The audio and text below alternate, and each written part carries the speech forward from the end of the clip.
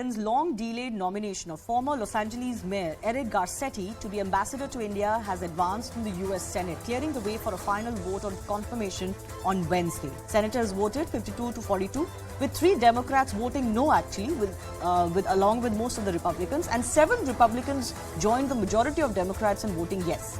Since January 2021, the U.S. has not had an ambassador to New Delhi, an important post as Washington looks to India as an essential partner, especially in its effort to push back against China's expanding power. Biden nominated Garcetti for the post in July 2021, but he was held up partly due to questions about his handling of allegations of sexual harassment against an aide of his when he was mayor. Let's get you more about who exactly Eric Garcetti is. He's known to be a US President Joe Biden's loyalist, served as the president of LA Council from 2006 to 2012, and then was the mayor of Los Angeles from 2013 to 2022. He was Los Angeles' youngest mayor in 100 years. Last few years of his mayoral term, though, were dropped by scandals. Now, the reason his appointment has been delayed by as long as 2 years is because of these certain controversies he's been dropped with. So back home in the USA, he's been criticized for homelessness in Los Angeles. He's been criticized for defending the police, for example, after the George Floyd police brutality case. Garcetti's aide faced a sexual harassment allegation, and Garcetti was accused of ignoring his aide's misconduct while he was mayor. What may be concerning for India is his alleged China link as well. Garcetti has allegedly met with several front groups of the CCP, accused of meeting Chinese intel group members. He's allegedly got poll funds from CCP groups. For example, in 2010, he's alleged to have received $1 million as mayoral funds from a CCP group. And more specifically for India, his comments in the past about human rights issues have raised eyebrows. For example, in the context of CAA protests in India, he had said that he intends to directly engage with civil society in India. He had said few groups are actively fighting for human rights in India. These groups will get direct engagement from me. He's also said CAA will be core piece of engagement with Indian counterparts.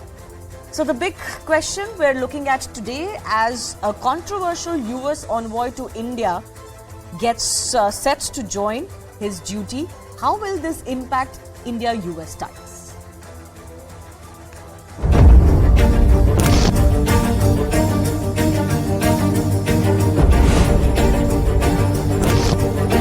The fact is, I'm the only one who asked the question at the hearing about this. I went back and talked with the committee staff, did a broad investigation of him. I read the independent counsel report that exonerated him.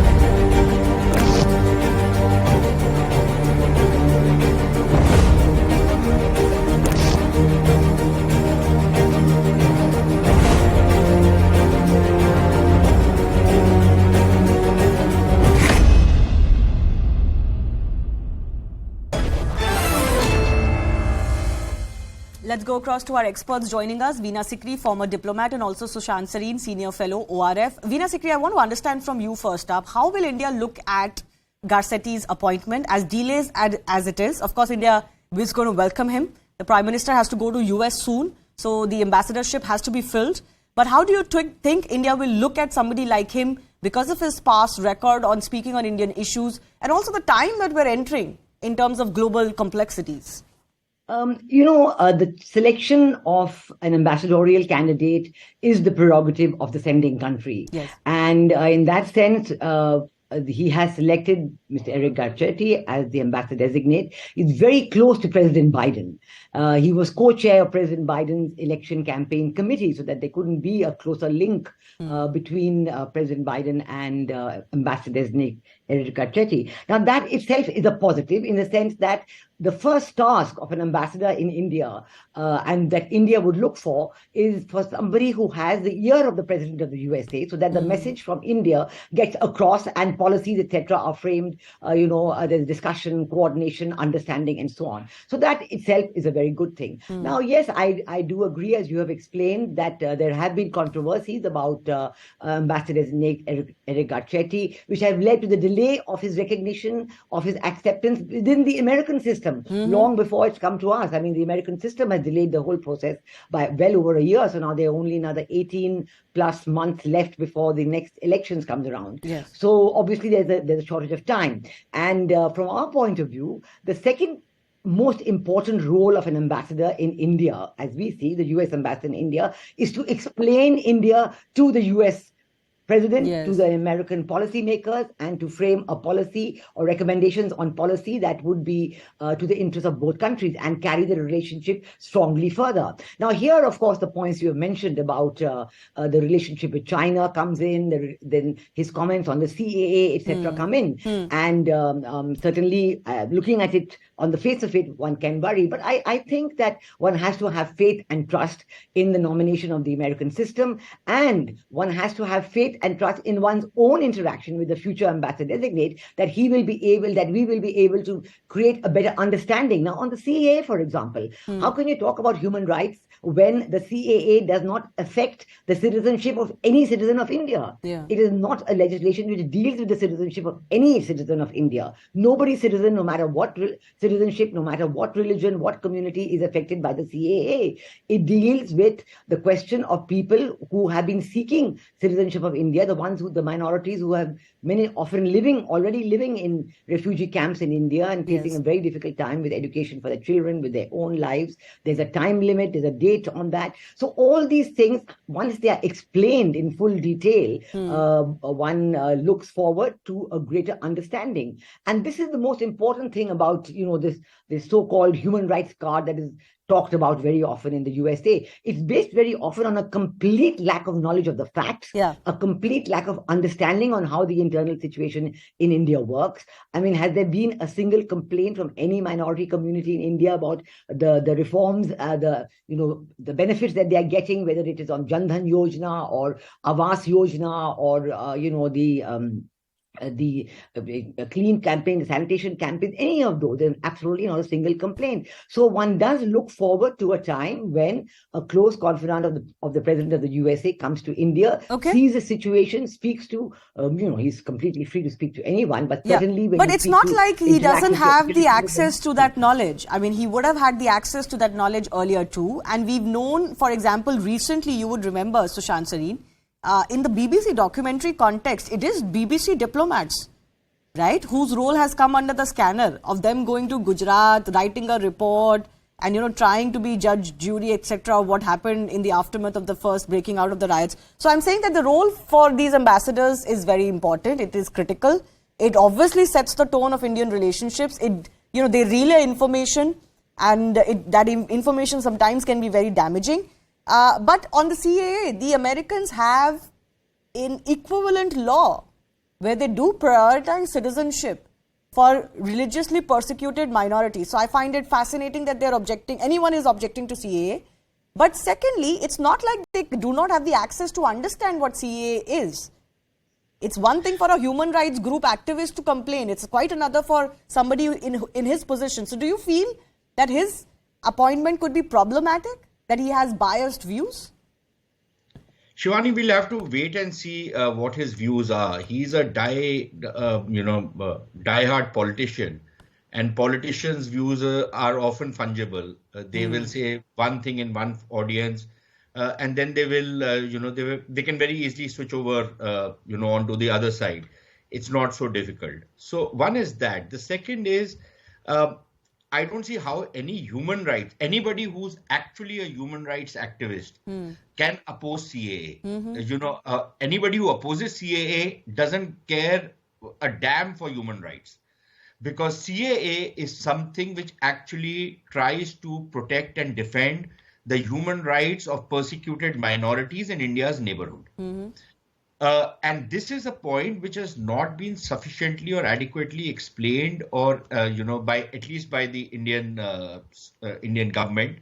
And frankly, I think the strategic communications of this government in terms of engaging its partners in the West, where there are these misconceptions about this particular government. I don't think they've been able to engage them in the way they should have engaged them. Perhaps the idiom is wrong, so I don't know about that. Now, where I have a slight disagreement with you, actually it's not a disagreement. Look, people like the new American ambassador, they would obviously be getting inputs, right? But the question is, who is giving them the inputs? If it's that same cabal of those deracinated Indians who are talking to him, then, he's in a kind of an echo chamber where he's not getting the entire spectrum of views that exist, or he is getting very filtered kind of news, very biased information. Yes. So I think it is important to engage with him. Of course, like Ambassador Sikri was saying, he is free to meet anybody in India. We are not a police state, we are not an authoritarian state. But if his meeting with anybody in India is construed to be interfering in India's internal affairs, or it is being seen to incite or instigate a certain section or to orchestrate a certain political movement in India, then that's a deal breaker.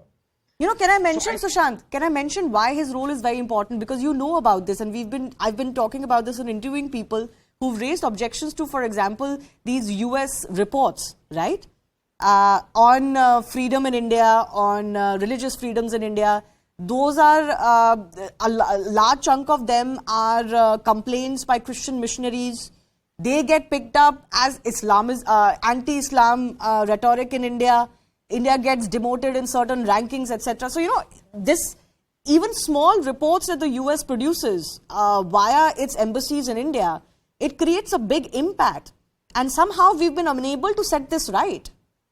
Yeah, and so that has been a failure. I admit that has been a failure of this government. See, people need to understand, when you are talking about converting somebody from one faith to another, basically you are dissing on a particular faith. You are actually, undermining another faith, and you are becoming a kind of a faith supremacist in a manner of speaking. And that obviously leads to reactions. So there is a pushback from the other side when, you have these kind of conversions and these fake conversions taking place, these forced conversions taking place, conversions with allurement taking place. So obviously there's a pushback. Now people need to understand the social context in which this is happening. Yeah. It's all very well for some of these guys who get funded from abroad, including funding which comes from some of these, conversion groups in the US, especially in the Bible Belt of the US. It's very easy for these guys to peddle whatever nonsense they are peddling, and very easy for people who are not aware of the complexities of the Indian society, the social structures out here, the sentiments in India. It's very easy for them to get swayed by this cabal of, the deracinated Indians. And which is why the answer is an engagement rather than, tilting at the windmills. Okay, which is why perhaps some of his past statements are creating a little bit of chatter in India of how he is already viewing in India and, whether he has certain colored views. Veena Sikri, I'll give you 30 seconds more. He's also, as we said, he's known to be close to Joe Biden. Joe Biden has been a good friend of India, but we're working in a very complex geopolitical scenario where there's China, there's Russia, there's US equation with China, with Russia, there's India in between.